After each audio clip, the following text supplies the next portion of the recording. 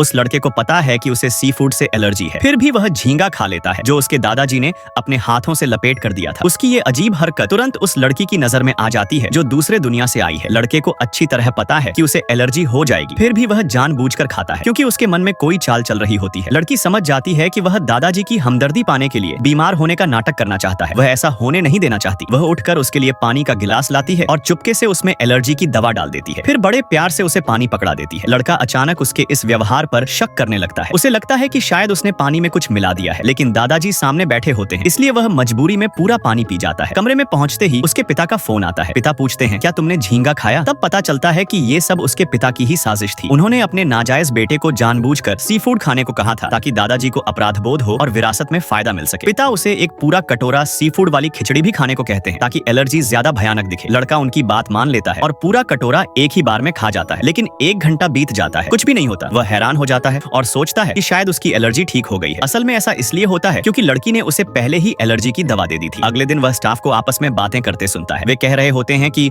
उस लड़की को रात में एलर्जी हो गई थी और उसने उनसे एलर्जी की दवा मांगी थी, साथ ही कहा था कि दादाजी को कुछ मत बताना। तभी उसे समझ आता है कि पर्दे के पीछे सब कुछ वही लड़की कर रही थी। वह तुरंत लड़की से मिलने जाता है और उससे पूछना चाहता है कि क्या उसे अपनी सी फूड एलर्जी के बारे में पता है, लेकिन लड़की आंखें घुमा देती है। उसे लगता है कि वह फिर से दादाजी के सामने ध्यान खींचने की कोशिश कर रहा है। वह तय कर लेती है कि जरूरत पड़ी तो वह उसकी सच्चाई सबके सामने खोल देगी। Subscribe for part 2।